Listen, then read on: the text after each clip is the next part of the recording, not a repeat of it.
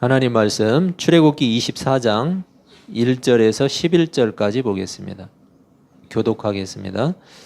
또 모세에게 이르시되 너는 아론과 나답과 아비후와 이스라엘 장로 70명과 함께 여호와께로 올라와 멀리서 경배하고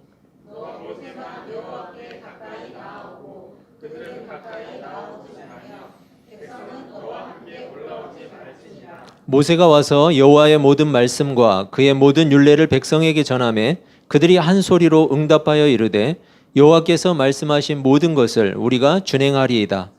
모세가 여호와의 모든 말씀을 기록하고 이른 아침에 일어나 산 아래에 제단을 쌓고 이스라엘 열두 지파대로 열두 기둥을 세우고 이스라엘 자손의 청년들을 보내어 여호와께 소로 번제와 화목제를 드리게 하고 모세가 피를 가지고 가는 여러 약품에 담고 가는 제단에 뿌리고 언약서를 가져다가 백성에게 낭독하여 듣게 하니 그들이 이르되 여호와의 모든 말씀을 우리가 준행하리이다.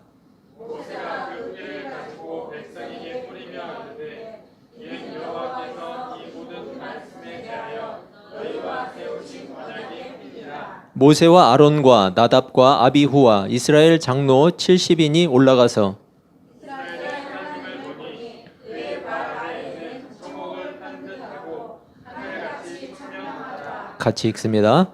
하나님이 이스라엘 자손들의 존귀한 자들에게 손을 대지 아니하셨고 그들은 하나님을 뵙고 먹고 마셨더라. 아멘. 잠시 기도하겠습니다. 하나님 아버지, 이 시간 하나님께서 친히 말씀해 주시고 그 말씀으로 인해서 우리가 하나님의 뜻을 깨닫게 하시며 하나님의 마음을 알게 해 주셔서 그 마음을 따라 또 그 주시는 은혜를 따라 살게 하여 주시옵소서. 이 한 주간도 하나님께서 공급하시는 힘으로 말미암아 우리가 믿음으로 승리할 수 있도록 주님 붙잡아 주시옵소서. 성령께서 우리의 마음을 열어주시며 우리의 생각을 열어주시길 원하며 예수님의 이름으로 기도합니다. 아멘. 반갑습니다. 네, 인사 한번 하시죠, 같이. 네, 반갑습니다. 네. 여러분, 우리가 지금 출애굽기를 살펴보고 있는데 우리가 살펴본 출애굽기 앞부분, 즉 20장에서 23장까지의 내용을 보면 하나님께서 이스라엘 백성들에게 법을 주셨어요. 십계명을 통해서 또 십계명을 세분화하는 내용을 통해서 법을 주셨는데 하나님이 법을 주신 목적이 뭐라고 했죠? 하나님이 이스라엘 백성들에게 법을 주셨는데 그 법을 주신 목적이 있어요. 그 목적은 뭐냐면 쉽게 이야기하면 내 백성이니까 내가 정해준 법대로 살라는 거예요. 하나님의 백성이니까 하나님이 주시는 법대로 살아라. 그게 바로 하나님이 법을 주신 목적이에요. 여러분, 우리가 부정할 수 없는 분명한 사실이 있는데 하나님이 주신 법대로 사는 사람이 하나님의 백성이에요. 그렇죠, 여러분? 예. 그러면 백성이 아닌 사람은 하나님의 법을 따르지 않죠. 당연하겠죠? 하나님의 법을 거부하는 것은 하나님의 백성이기를 거부하는 거죠. 여러분, 이렇게 하나님의 법이라는 것, 하나님의 말씀, 이 말씀에 순종하는 것, 그리고 신약의 많은 부분에 상당히 많은 부분을 할애해서 하나님의 백성, 즉 부름받은 하나님의 백성이 어떻게 살아갈 것인가, 그것에 대해서 하나님이 말씀하시는데 여러분, 그 내용이 우리에게 대단히 중요하다는 거죠. 왜냐하면 우리는 하나님의 백성이기 때문에. 하나님의 백성이 아니라면 그 말씀과 우리는 상관이 없어요. 그런데 내가 하나님의 백성이라면 하나님의 말씀은 나에게 뭐예요? 생명과 같은 거예요. 왜냐하면 그게 법이기 때문에. 오늘 본문은 여러분 어떤 장면을 묘사하고 있는데 하나님과 이스라엘 백성, 하나님과 이스라엘 백성들 간에 뭐가 이루어지고 있냐면 계약이 이루어지고 있어요. 공식적으로 계약이 이루어지고 있는데 꼭 마치 이 내용을 보면서 저는 어떤 생각을 했냐면 마치 결혼식 같다, 혼인신고를 하는 부부와 같다라는 생각을 했어요.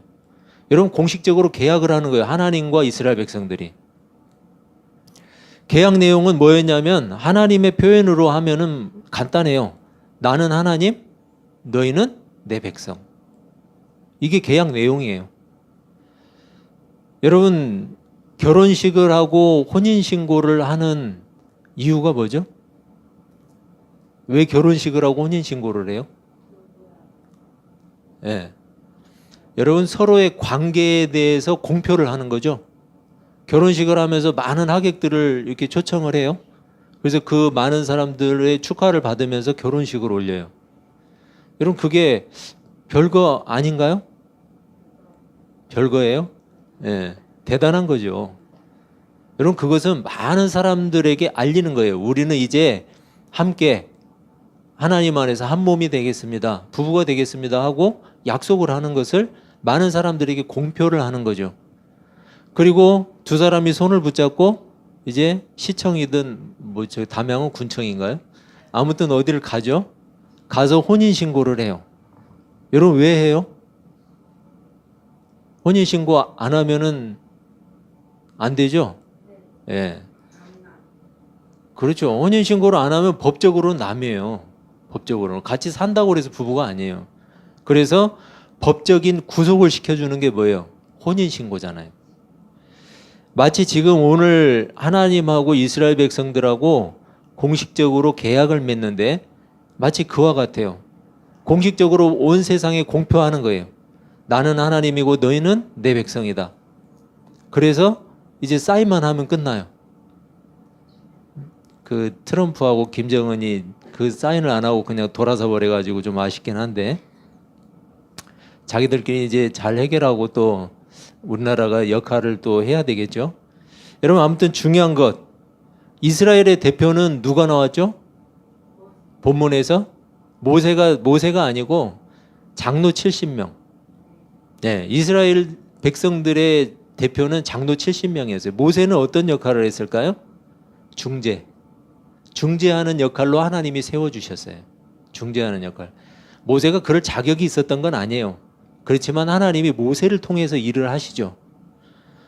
그리고 아론과 또 나답과 아비후 이렇게 나오는데, 나답과 아비후라는 사람은 아론의 아들이에요. 네, 아론의 아들. 아론은 누구예요? 모세의 형. 네, 모세의 형이고, 이 나중에 아론과 그 다음에 나답과 아비후, 이 아론 계열은 제사장 가문이 돼요. 그래서 제사장으로 대대로 이렇게 세움을 받죠. 그래서 이 본문에서는 이때 당시에는 제사장이 없었기 때문에 제사장으로 세운 건 아니지만 제사장적인 역할을 이들에게 하나님이 일임을 하신 거죠.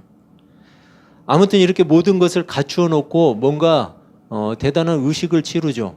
이스라엘 백성들 대표도 나왔고, 이제 모세가 그 중재 역할을 하는 자리에 있고, 또 아론과 그의 아들들이 제사장적인 역할을 하게 되고, 또 하나님이 계시고, 그렇게 해서 서로 계약을 맺는 거예요. 여러분, 좀 우습죠, 모습이? 하나님이 그렇게 인간하고 계약을 맺는다는 게. 이게 해당하는 본문이 1절과 2절인데 그렇게 말씀하죠. 또 모세에게 이르시되 너는 아론과 나답과 아비후와 이스라엘 장로 70명과 함께 여호와께로 올라와 멀리서 경배하고, 너 모세만 여호와께 가까이 나오고. 여러분, 중재 역할을 하라는 거죠. 그들은 가까이 나오지 말며 백성은 너와 함께 올라오지 말지니라. 대표들이 올라왔기 때문에 백성들까지 다 올라올 수가 없고, 여러분, 그 숫자가 어마어마하잖아요. 뭐 어떤 사람은 350만이라고 추정을 하는데 적게는 뭐 250만에서 많게는 350만까지 되겠죠. 3절과 7절의 내용을 보면 여러분 이렇게 말씀해요. 모세가 와서 여호와의 모든 말씀과 그의 모든 율례를 백성에게 전하매 그들이 한 소리로 응답하여 이르되 여호와께서 말씀하신 모든 것을 우리가 준행하리이다. 7절, 언약서를 가져다가 백성에게 낭독하여 듣게 하니 그들이 이르되 여호와의 모든 말씀을 우리가 준행하리이다. 여러분, 비슷한 내용을 담고 있죠. 하나는 언약서를 가져다가 백성에게 낭독해서 듣게 했고, 또 하나는 뭐예요? 여호와의 모든 말씀과 그의 율례를 백성에게 전달했다. 모세가 중재 역할을 하고 있는 거죠. 하나님의 말씀을 백성들에게 지금 전달하고 있어요. 그 내용은 뭐겠어요? 계약 내용인데 그 내용은 앞에 20장에서 23장까지 주신 하나님의 율법이에요. 하나님이 십계명의 내용을 주시고 또 세분화시켜서 법을 계속 주셨죠. 그 내용들을 백성들에게 그대로 전달하는 거예요. 여기에 백성들은 어떻게 응답을 했어요? 우리가 준행하리이다. 요즘으로 말하면 뭘까요? 간단하게 아멘. 아멘이에요.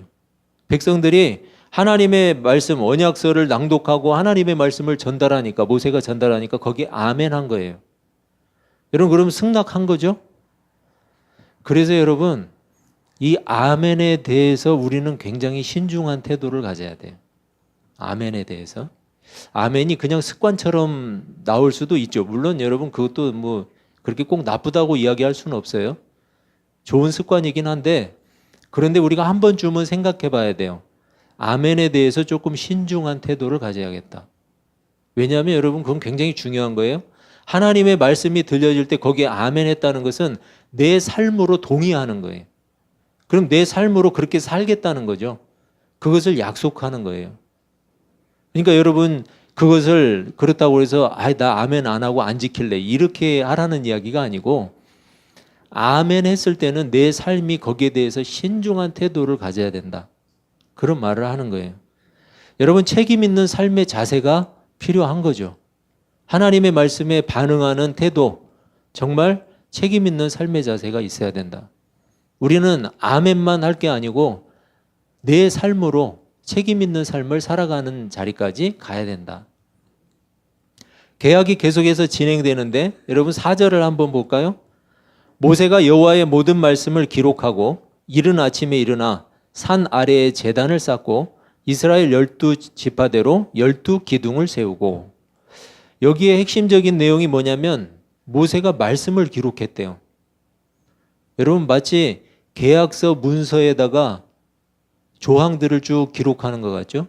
하나님의 말씀, 그것에 아멘 했잖아요. 백성들이 준행하겠다고 약속했어요. 그러니까 그 말씀을 기록해요. 그래서 증거로 남겨요. 그러고 나서 제단을 쌓았어요. 제단을 쌓았다는 것은 뭐예요, 여러분? 하나님께 제사를 드릴 준비를 하는 거죠.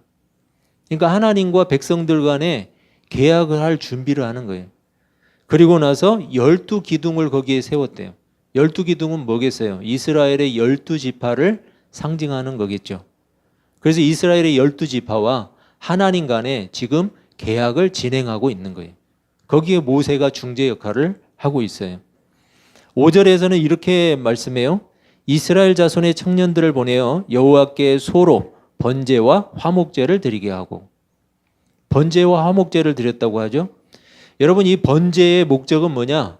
번제를 드림으로써 나타내고자 하는 것은 하나님께 대한 헌신이에요. 헌신. 그리고 순종. 하나님께 헌신하고 순종하겠다는 표현이에요. 그게 번제예요. 여러분, 구약의 제사는 우리가 드리는 예배와 동일한 거예요. 동일한 의미를 가지고 있어요. 구약에서는 제사, 형식이 제사로 드렸지만, 하나님께 동물 제사로 드렸지만, 우리가 드리는 예배는, 그럼 왜 동물 제사가 없어요? 왜 사라졌어요? 예수 그리스도께서 완성하셨잖아요. 그 제사를. 그 율법을 완성하셨어요. 그래서 영원한 어린 양으로 오신 예수께서 그 제사를 완전히 완성시킨 거예요. 그래서 우리는 예수 그리스도를 통해서 예배하는 거예요. 그러니까 여러분, 우리가 실제로 구약의 제사를 지내고 있지는 않지만, 제사를 드리고 있지는 않지만, 이 예배 자체가 하나님께 나아가는 길이라는 것을 알아야 돼요. 그리고 하나님의 은혜가 공급되는 통로라는 사실을 알아야 돼요. 우리가 이렇게 형식화된 예배를 드리면서 뭐 그냥 건물에 들어와서 그냥 하나님 말씀 듣고 아멘하고 찬송하고 이렇게만 별다른 의미가 없이 생각하면 안 돼요. 여러분, 이 예배는 하나님께서 예수 그리스도를 통해서 열어주셨기 때문에 가능한 일이에요. 그렇다면 예배가 아니고는 은혜가 공급될 수가 없어요. 예배 가운데 은혜가 공급되지 않는 사람이 삶 속에서 하나님의 은혜가 공급될 리가 없어요. 당연한 거예요, 여러분. 왜냐하면 하나님이 은혜의 통로들을 열어두셨는데 그 가장 중요한 기준이 되는 게 뭐냐면 예배예요. 구약에서는 제사였듯이 은혜의 통로가 열려있지 않은데 삶 속에서 은혜가 공급이 될 수가 없어요. 끊어지는 거죠. 자꾸 단절되는 거예요. 그렇다면 하나님과의 관계도 소원해지는 거죠. 계속해서 멀어지는 거예요. 여러분, 그래서 하나님 앞에 이렇게 이스라엘 백성들이 번제와 화목제를 드리는 것, 이것은 하나님께 대해서 헌신하고 그리고 하나님과의 관계를 화평하게 하겠다라는 약속이에요. 그래서 번제와 화목제를 드리는 거예요. 우리가 인간들이 여러분 아담 때부터 하나님을 반역하고 하나님을 거역했죠. 그래서 죄에 빠졌어요. 타락해 버렸어요. 이런 반역의 삶을 중단하고 하나님께 순종하고 헌신하겠다는 다짐이에요. 여러분, 인간들은 틈만 나면 계속해서 반역하잖아요. 계속 자기의 길로 가버리잖아요. 그래서 하나님이 이러한 제사의 내용을 통해서 반역의 삶을 중단하고 하나님께 헌신하는 그리고 순종하는 삶으로 나아갈 수 있는 길을 열어주신 거예요. 그리고 여러분, 화목제를 드렸다고 했죠. 하나님과의 관계를 온전하게 하는 거예요. 그것은 우리는 날마다 분쟁과 무질서 가운데 살고 있어요. 죄에 빠진 인간들은 날마다 다퉈요. 여러분, 우리 안에서 스스로의 분쟁도 일어나죠. 네, 우리 안에서 얼마나 많은 다툼들이 일어나는지 몰라요. 내 안에 있는 하나님을 따르고자 하는 선한 마음과 그리고 내 욕심대로 정욕대로 살고자 하는 그 정욕의 마음과 날마다 내 안에서 전투가 일어나죠. 그래서 여러분, 영적인 싸움이라고 하는 거예요. 그 전투를 중단하고 뭘 얻는 거예요? 참된 평화를 얻는 거예요. 그 길이 어디냐? 바로 하나님이에요. 하나님 앞에 나가는 거예요. 내 마음의 분쟁이 멈출 수 있는 곳은 아무 데도 없어요. 하나님을 예배하는 자리 가운데 나가야 돼요. 그래야 내 마음이 쉼을 얻을 수가 있어요. 그래서 예배는 하나님의 안식을 얻을 수 있는 길이에요. 유일한 길이에요. 유일한 통로예요. 그리고 여러분, 우리 삶이 얼마나 무질서해요. 우리가 살아가는, 여러분, 십계명을 매주 듣지만, 저도 같이 듣지만 십계명을 매주 들으면서 드는 느낌은, 아, 내가 또 그렇게 살지 못했구나. 내가 또 무질서함 가운데 빠져 있었구나. 내가 내 주인이신 하나님을 잃어버리고 또 내 마음대로 가고자 했구나. 여러분, 그것을 매번 느껴요.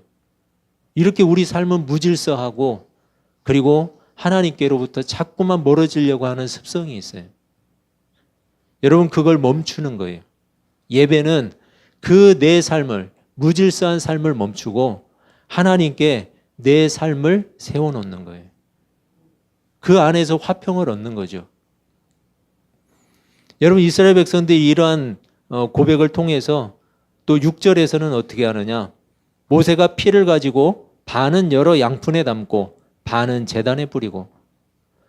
모세가 피를 받았어요. 여러분, 소를 잡았으면 피가 나올 거 아니에요? 그 피를 여러 양푼에다가 담아놨대요. 양푼에다 담아놓고 그 반절은 어떻게 했어요? 하나님의 제단에 뿌려요. 제단에 뿌리고 그 양푼에 담아놨던 건 어떻게 했을까요? 한국 사람들 건강에 좋다고 그냥 둘러 마셨을까요? 네. 그게 아니고 그 반절의 피는 백성들에게 뿌려요. 백성들에게. 여러분, 제단은 하나님의 임재를 상징하는 곳이죠. 그래서 하나님께, 하나님의 임재를 상징하는 제단에 반을 뿌리고 반절은 백성들에게 뿌리고 계약을 하는 거예요, 여러분. 피의 맹세, 좀 그렇게 얘기하면 좀 과격할지 모르지만 아무튼 피의 맹세와 같은 계약을 하는 거예요. 8절에 그게 나와 있어요. 8절에는 백성에게 피를 뿌렸다라는 내용이 나와요. 여러분, 피는 생명을 상징하죠. 피는 생명을 상징하는데 하나님과 하나님의 백성이 그렇게 유기적으로 연합되어 있다라는 것을 뜻하는 거예요.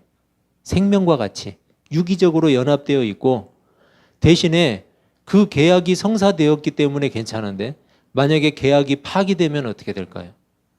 파기되면 여러분, 거기에 따른 대가가 있는 거예요. 대가가 있어요. 그게 뭐예요? 피예요. 생명. 그 대가는 생명이에요. 여러분, 신약에서 그리스도의 피를 뭐라고 표현하느냐? 언약의 피라고 말씀해요. 언약의 피. 마태복음 26장 28절에서 이렇게 말씀해요. 이것은 죄사함을 얻게 하려고 많은 사람을 위하여 흘리는 바 나의 피, 곧 언약의 피니라. 예수님이 이렇게 말씀하세요. 여러분, 영원한 생명에 대한 언약이에요. 영원한 생명에 대한 언약. 여기에서 이것은 할 때 이것은 뭘까요? 지금 어떤 장면에서 이 내용이 나왔냐면 제자들과 만찬을 가졌어요. 만찬을 가지면서 떡을 떼어서 빵을 떼어서 제자들에게 나누어 주죠. 이것은 내 몸이다. 나눠줘요. 여러분, 우리가 성찬을 하는 그 성만찬의 유래가 되는 그 주님과 제자들의 마지막 만찬 장면이에요. 이것이.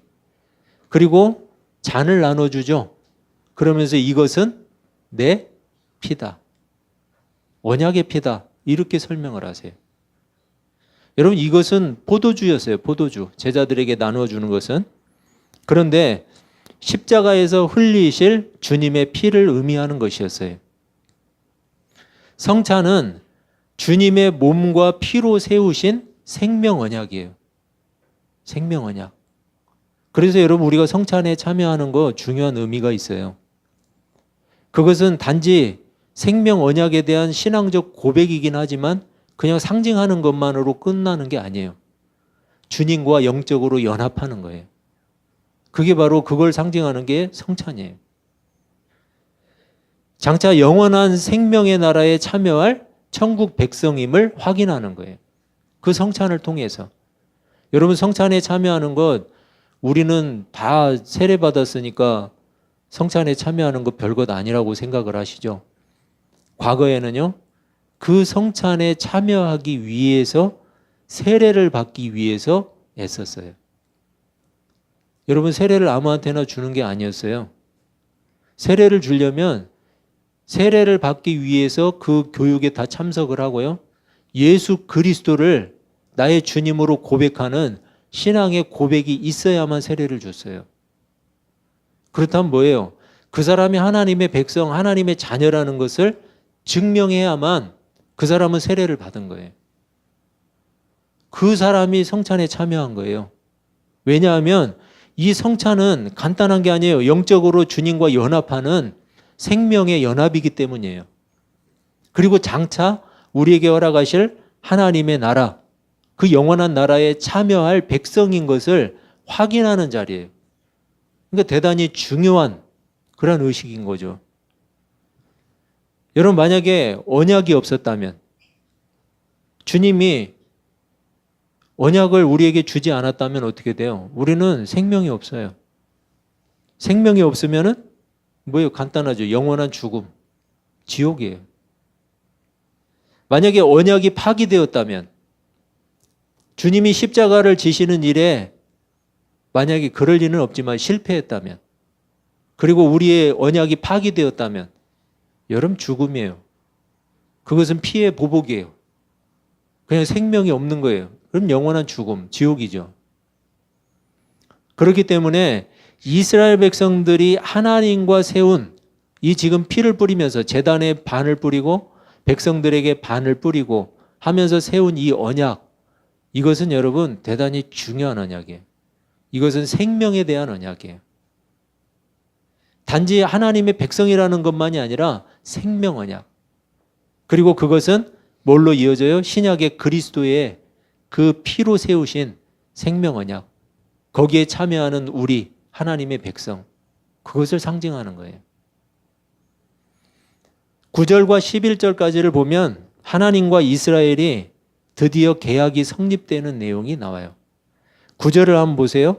모세와 아론과 나답과 아비후와 이스라엘 장로 70인이 올라가서 10절 이스라엘의 하나님을 보니 그의 발 아래에는 청옥을 편 듯하고 하늘같이 청명하더라. 9절에서는 이스라엘 백성의 이스라엘의 대표들을 다시 한번 언급을 하죠. 그리고 10절에서는 하나님이 계신 곳을 표현을 하는데 그의 발 아래에는 청옥을 편 듯하고 하늘같이 청명하더라. 이것을 알려면 그쪽 중동 쪽에 맑은 하늘을 한번 봐야 되는데, 여러분 우리 가을 하늘하고는 또 비교가 잘 안 돼요. 우리 가을 하늘도 어때요? 맑은 날 보면은 굉장히 정말 청명하죠. 그 보면 하늘을 보면. 그런데 그거하고는 또 느낌이 조금 달라요. 정말 구름 한 점 없이 눈이 부실 정도로 그렇게 청명한, 시내산에 올라갔을 때 그 하늘을 한번 제가 봤는데 정말 청명해요. 그 느낌, 약 황홀할 정도로 맑은 그 느낌, 그게 뭔지를 한 번씩 이렇게 가을날 하늘을 보면서 한 번씩 이렇게 경험을 해보면 좋을 것 같아요. 이거는 거룩하신 하나님에 대한 묘사죠. 거룩하신 하나님과 이스라엘 백성들의 대표, 즉 이스라엘과의 계약이 성립되는 장면을 묘사한 건데 11절에서 그렇게 말씀하죠. 하나님이 이스라엘 자손들의 존귀한 자들에게 손을 대지 아니하셨고 그들은 하나님을 뵙고 먹고 마셨더라. 11절에서는 계약이 성립됐다라는 것을 뜻해요. 그걸 어떻게 알 수 있느냐? 여러분 과거에 이때 당시에 이쪽에서는 서로의 계약이 성립되면 함께 식사를 해요. 공동 식사. 그 공동 식사하는 장면이 묘사가 돼 있죠. 하나님을 뵙고 먹고 마셨더라. 여러분 궁금한 게 없으세요? 하나님을 뵈면은 죽는다고 그랬는데, 그죠? 하나님을 뵙고 먹고 마셨더라. 왜 이 사람들은 안 죽었을까? 그냥 거기에 이상한 또 질문들을 하고 또 이상한 대답들을 하는 사람들도 있는데, 여러분 간단해요. 하나님이 그들에게 손을 대지 않으셨어요. 그들을 보호하셨어요. 하나님이 그들을 죽이지 않았어요. 실제로 뭐 봤느냐 안 봤느냐 어떻게 알아요? 우리가 봤을 수도 있고 안 봤을 수도 있죠. 본문의 내용만 가지고 하나님을 봤다, 하나님을 보지 못했다, 이거 대답할 수 없어요. 알 수 없어요. 그렇지만 봤더라도 어때요? 중요한 건 그들의 생명이 보존되었다. 하나님이 보존하셨다. 그게 더 중요한 거 아니에요? 하나님을 보고도 죽지 않았다. 왜? 이스라엘 백성들과 계약하는 장면이잖아요. 아니면은 직접 보지 않고 간접적으로 봤을 수도 있죠. 모세와 같이. 중요한 것은 하나님께서 그들을 존귀한 자들이라고 표현하고 있어요. 존귀한 자들. 이스라엘의 존귀한 자들. 무슨 말이에요? 하나님이 그들을 보존했다, 선택했다라는 뜻이에요. 이 보존하다, 존귀한 사람이다라는 히브리어가 있는데 그게 아찔이라는 단어인데, 이것은 아찔은 뭐냐면 아찔하다가 아니고 아찔, 이것은 보존하다, 선택하다 그런 뜻이 있어요. 여러분 이스라엘의 이 존귀한 자들이라고 표현하는 내용을 통해서 하나님이 그들을 이미 선택했고 그들을 보존하고 계신 것을 우리가 알고 있어요. 여러분 우리는 어떤 사람들이에요? 하나님 앞에 택함 받은 사람들이에요. 그리고 하나님 앞에 하나님이 우리를 보존하시기 위해서 우리 인생마다 다양한 길로 우리를 이끄시고 계세요. 다 동일하지가 않아요. 누구는 이쪽 길로, 누구는 이런 길로, 누구는 저런 길로 다 하나님이 이끌고 계세요. 목적은 하나예요. 그들을 하나님의 백성으로 마지막 날까지 보존하시는 거예요. 그게 하나님의 뜻이에요. 이스라엘과 여호와 하나님과의 계약이 성립됐어요. 조건은 뭐냐? 하나님이 정하신 법을 준행하는 것. 준행에 대한 보상은 뭐예요? 하나님의 백성에게 겨우 하나님의 백성? 금덩이나 하나씩 주시지? 여러분 하나님이 어떤 분이세요? 만물의 주인이세요. 하나님은 만물의 주인이에요. 그 하나님의 백성으로 사는 것, 그 하나님의 자녀로 사는 것이 애계예요? 여러분 대단한 거예요. 아무나 하나님의 백성이에요? 그런데 여러분 이 계약이 파기되면 파기에 대한 대가는 뭐예요? 생명이에요. 생명. 그래서 여러분 하나님과 언약이 없는 사람은 그 생명을 잃게 돼 있는 거예요. 영원한 사망. 예수 그리스도를 통해서 하나님은 우리에게 계약을 해 주셨어요. 그렇죠? 여러분은 예수 그리스도를 통해서, 저도 마찬가지로 예수 그리스도를 통해서 하나님과 계약을 했어요. 조건은 뭐냐? 예수님이 십자가에서 대속적인 죽음을 죽는 게 조건이었어요. 나는 안 죽었네요. 보상은 뭐예요? 보상. 우리가 받은 보상, 그걸로 죄사함과 용서, 그리고 상속자가 되는 것. 뭘 받는 상속자예요? 여러분, 이 세상에 10억, 100억 받는 상속자예요? 아니요. 하나님의 나라를 상속하는 상속자예요. 여러분, 그게 영생이고 그게 하나님의 백성이에요. 여러분, 무슨 이런 계약이 다 있어요? 불공정하지 않아요? 불공정한 계약이에요. 우리에게는 아무것도 요구하지 않으셨잖아요. 여러분은 하나님 백성 되기 위해서 뭔가 대가를 지불하셨어요? 안 하셨잖아요. 저도 안 했어요. 무슨 이런 계약이 다 있어요? 사실은 요구해도 들어줄 수 없죠. 하나님이 우리에게 대가를 요구하시면 들어줄 수 있어요? 없잖아요. 사람으로서는 도저히 해결할 수 없는 요구예요. 그래서 하나님께서 마련하신 대안이 바로 예수 그리스도예요. 우리는 안 되니까. 우리는 그걸 지불할 수 없으니까. 사람으로서는 할 수 없고 하나님만이 하실 수 있기 때문이에요. 여러분, 그리스도의 십자가는 그래서 세우신 거예요.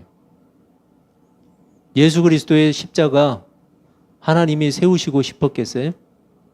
아니에요. 우리를 사랑하기 때문에 세우신 거예요. 우리는 할 수 없으니까. 여러분과 저는 심각하게 불공정한 계약을 한 사람들이에요. 하나님과. 그런데 너무나도 태연하게 우리는 정상적인 계약을 한 사람처럼 살고 있어요. 그리고 하나님께서도 그렇게 인정해 주세요, 우리를.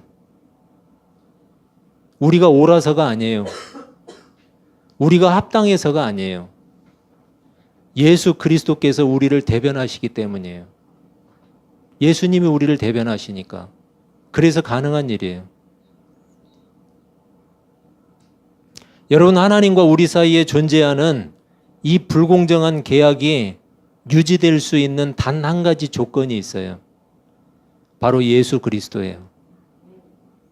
여러분은 예수쟁이가 되지 않으면 절대로 그 계약에 참여할 수 없어요. 여러분과 저는 예수쟁이로 살아야 돼요. 그래야만 그 불공정한 계약의 당사자가 될 수 있어요. 불공정하지만 우리에게는 은혜예요. 불공정하지만 우리에게는 사랑이에요. 여러분과 저는 바로 그 은혜로 말미암아서 살고 있고, 그 은혜로 말미암아 장차 영광스러운 하나님의 나라를 상속받게 될 거예요. 여러분, 만약에 하나님이 우리에게 공정한 계약을 하자고 했으면 어쩔 뻔했어요? 공정하게 하자. 그랬으면 어쩔 뻔했어요? 그럼 여러분, 우리 이 자리에 없어요. 있을 수가 없어요. 하나님께서 새롭게 창조해 주시는 이 한 주간, 여러분, 하나님이, 우리는 날마다 해가 뜨고 지지만 하나님은 날마다 창조하세요. 오늘을 또 내일을 하나님이 날마다 빚으세요. 그렇게 살아갈 때 우리가 모든 일에 감사해야 되는 이유가 있어요. 우리는 불공정한 계약을 하고도 너무나 태연하게 자연스럽게 잘 살고 있어요. 하나님의 백성으로. 그래서 우리에게 창조해 주시는 매일매일이 우리에게는 감사가 돼야 돼요. 여러분, 어렵고 힘들 때도 있죠. 하지만 그때마다 꼭 기억하세요. 하나님이 나에게 불공정한 계약을 해주셔서 나는 소망이 있다. 예수 그리스도를 통해서 나에게 불공정한 계약을 해주셨기 때문에 나는 하나님의 백성이다. 여러분, 그걸 기억할 수 있기를 바랍니다. 이 한 주간도 그 은혜로 사시기를 주님의 이름으로 축원합니다. 기도하겠습니다.